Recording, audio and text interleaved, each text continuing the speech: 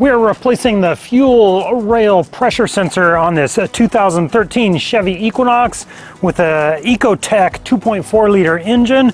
In video 1, I show how to remove the intake manifold. Go check that out if you need to get to this point, but right now we're going to replace the sensor.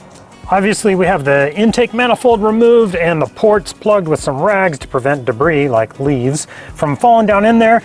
Your fuel rail is right there and the pressure sensor is underneath. I'll be sure to include an Amazon link in the video description below where you can get your new fuel rail pressure sensor. Now I'm going to start by cutting that little zip tie that's on the sensor, then unplugging it.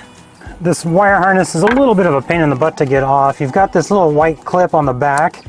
If you push down, there's a little tab right in the center, push it down, and then I was able to slide this white tab back, push that little guy in the middle down, and I actually took mine all the way off here.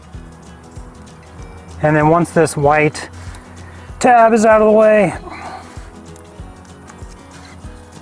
then you just push down on the black thing in the middle here and it lifts up a little tooth right there, which releases it. The sensor itself is a 24 millimeter, but you can't really, I don't think you can get a socket on there. You might be able to. I just used a set of channel lock pliers, was able to crack it loose. You're working upside down, so be sure you get your righty-tighty, lefty-loosey right, and it'll come out fairly easy. I got mine broken loose, and it should come off now. So I got my new sensor. I'm going to thread it in place and then reassemble everything. If you need help disassembling everything, as I mentioned, go check out that video on how to remove the intake manifold. There's quite a few steps to that. That'll be very helpful for you. We're going to clean up the gasket surfaces here, get new intake manifold and throttle body gaskets on this, and then we should be good to go.